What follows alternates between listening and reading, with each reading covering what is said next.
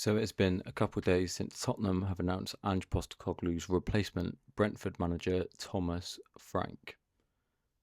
This is one that, if I'm honest, if there was one person I did want to replace Postecoglou, I think it would be Frank. By no means he doesn't have the reputation of, some of the people that have been in that role before him, like Mourinho or Conte. Could even say Maurizio Pochettino. Um, but it feels like joined up thinking, which is not something that I'd usually associate with Spurs. Um, in terms of replacing Ange, it feels like the band-aid was ripped off, as they say, in terms of sacking Ange. And I think now that the discourse has settled down a little bit more, um, I think it's a smart appointment, and there's a few reasons for that. First of all, let's look at Frank himself. Is he ready for the step up? I've been seeing a lot of comparisons with him and Ange. People saying about Thomas Frank's never won a trophy in his career. When you compare him to Ange, which, yes, it is a fair point, but also if you look at managers like Eddie Howe, before this season, he hadn't won a major trophy in his career, as far as I'm aware. And he delivered on that front. So, in a sense, yes, that is a criticism of him, which can be used against him, but context needs to be applied. You need to look at some of the teams he's managed. He's managed Brøndby in Denmark, the Denmark under 17s team, and Brentford, who he's been at since 2019, replacing Dean Smith. Um, what really impresses me about Frank is his ability to adapt. And in the statement Tottenham put out um, when sacking Ange Postecoglou, there was three words that really I thought spoke volumes, and in it was change of approach. And I think a valid criticism that's been levelled at Postecoglou this season is that he's not been able to adapt, and ultimately that's what's cost him his job.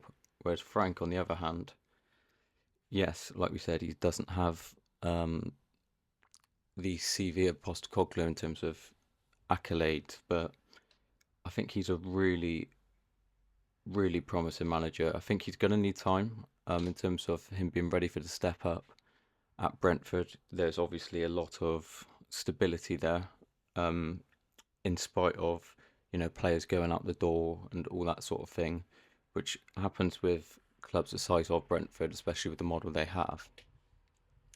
In terms of walking into Tottenham, I think it's going to be a really big job for him, but also, unfortunately, Spurs, and with how ruthless Daniel Levy is becoming more and more of, I guess you'd call it a free hit at the job, because, you know, if Frank doesn't succeed, you know, there's been managers with greater reputations, greater CVs than Frank, who you know, haven't succeeded in this role. But I think he's going to need time. Obviously, moving from Brentford, where everyone knows obviously about the data approach and all of this, but there's a lot of stability there. And coming into Spurs, into London, the capital, and going into a job where they've just had their first taste of glory, where we have, and you're walking in replacing the guy that's delivered. So I think there might be some sections of the fans where it might take him a while to win them over, but that's not Frank's fault. Frank didn't sack Postecoglou, it was Daniel Levy. So any criticisms or anger at Frank, I think they go higher than Frank himself. But in terms of what really excites me about Frank is his ability to adapt. He's adapted so many times throughout his Brentford career. He's had different teams, different formations, Um, and obviously, at Spurs, we won't want to lose our biggest players in that sense, although we've seen it over the years. And one thing that, so if we just look at Brentford under Thomas Frank, obviously Frank got the job after Dean Smith went to Aston Villa, who were also in the Championship, and took him up that year. So Frank's first season in the league, a 10th place finish, which for a team of Brentford, round about that time, they were a team which floated with the idea of the playoffs. And, it was almost a sense of, yeah, they could get playoffs, but they never really would. Move on to the following summer, 1920 season, Frank's first full season. And it was a big year of change for him. You look at some of the players they lost: Neil Maupay going to Brighton, Esri Konsa going to Aston Villa, Dan Bentley going to Bristol City.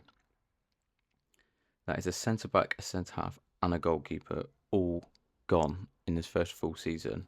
He adapted. They finished third, didn't go up through the playoffs. So after a first full season now, getting Brentford into the playoffs, which is an achievement in itself. He then loses Ollie Watkins and Saeed Benrahma, two of his front three. And that cannot be understated, how big an impact that is. You think back to how reliant we were on the likes of Kane and Son under Mourinho. If that team, Kane and Son, were sold for whatever reason, and then Mourinho got top four, we'd have all been saying about what a good job he's done. But still, despite losing Watkins and Benrahma, Frank gets promoted through the playoffs at the second time of asking. And then once into the Premier League, a stable finish, 13th place, beating some big teams, the likes of Arsenal in their first Premier League game, beating Chelsea away also. And obviously taking on the likes of Christian Eriksen, giving him a route back into English football. So even after the 13th place finish and things looking up, even then, it's another year where Brentford would lose a player, Eriksen, going to United. But still they adapted, and then they finished ninth. And also that season, they beat Man City away from home. And really, by this point, I'm pretty sure they'd beaten all of the big six. And then after that, the 23-24 season, at the start of that, he loses David Raya and leads them to a 16th place finish. Not the best finish they've had in the Premier League, it's actually the worst, but context needs to be applied to that. Also, they had Ivan Toney suspended for half of the season. And then that leads us to 24-25, the season just gone, where they finished 10th. And they obviously lost Ivan Toney and his replacement, Igor Thiago. I think it was an ACL injury he'd done. So essentially, they'd lost Toney and his replacement, and they still managed to finish 10th, which I think's really, really exciting. And I think there's players in the squad which could kick on under Frank. See the likes of Don Solanke, who I think actually had a good season last year. The goal tally may not reflect what you would call a good season for someone who arrived for 60 million, but to come out of the season with, I think it was 16 league goals, I think that's a good return for Solanke when you consider the lack of service he was getting. Obviously, in that Ange system, the likes of Johnson and Son were more there for either putting the ball across the face of goal or there for the tapping across the face of goal. But I really think Solanke could kick on and see the work that Frank's done with strikers, the likes of Neil Maupay, Ollie Watkins, Ivan Toney, all moving on to better things as a result of working with Frank. And then you look at the current team now, Brian and Burmo, whether he's coming to us, which if I'm honest, I don't think he is, or going to United again, that's a player which Brentford got on the cheap. And if reports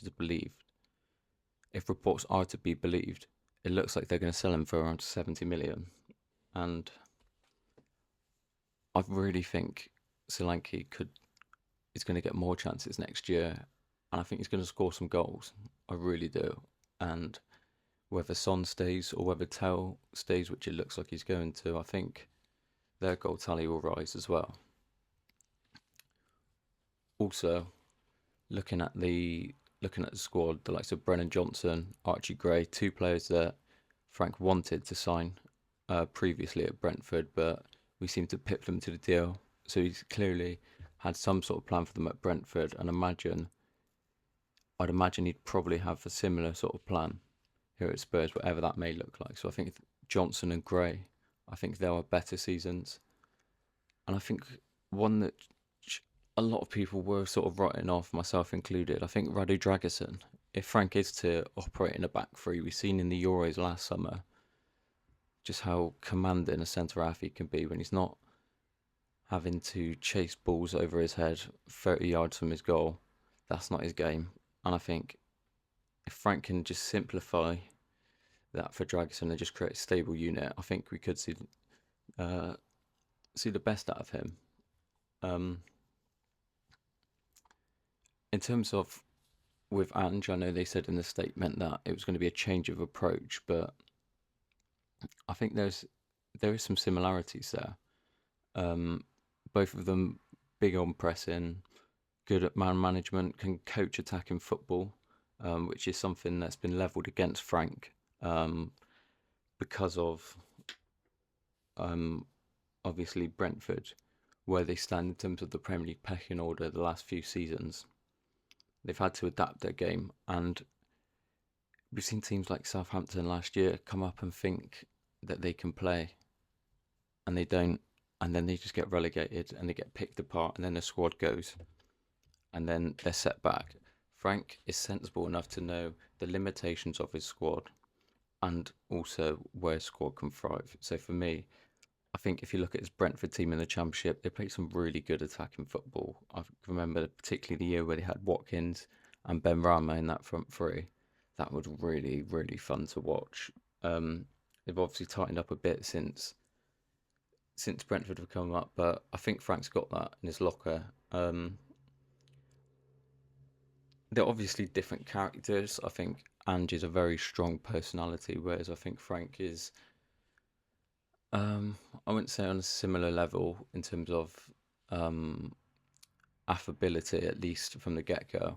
But I think they're both quite well spoken. They're quite good at building up a rapport with the Brentford fans who were obviously gutted to lose him. But in terms of what I think Frank will bring, which we've not seen from Ange, is the tactical versatility in terms of being able to shift between formations in games, not necessarily having the same starting 11 each week and knowing which players are going to be in the team every week, which, yes, it can be leveled as a criticism, but maybe more in terms of tactically. I, I don't think we played anything other than a 4-3-3 under Ange Postecoglou.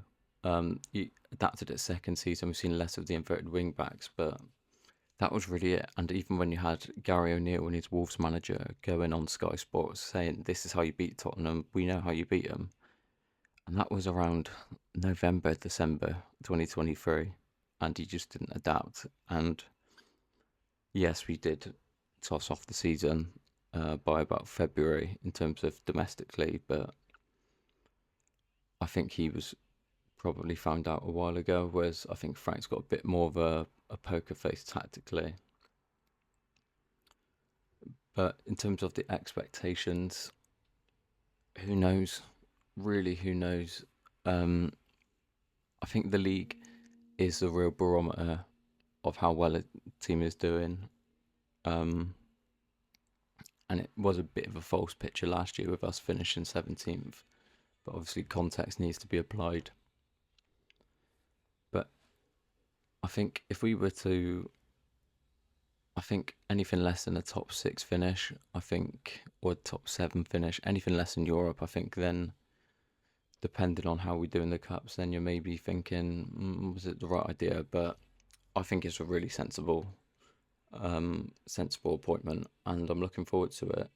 Obviously, his first game, by the looks of it, is going to be the UEFA Super Cup against PSG. So yeah, really is being thrown into the deep end. But we'll see what happens. It's obviously a summer to come. Some transfers in, hopefully, some transfers out. So it will be a season of change, and yeah, roll on Thomas Frank's Tottenham Hotspur.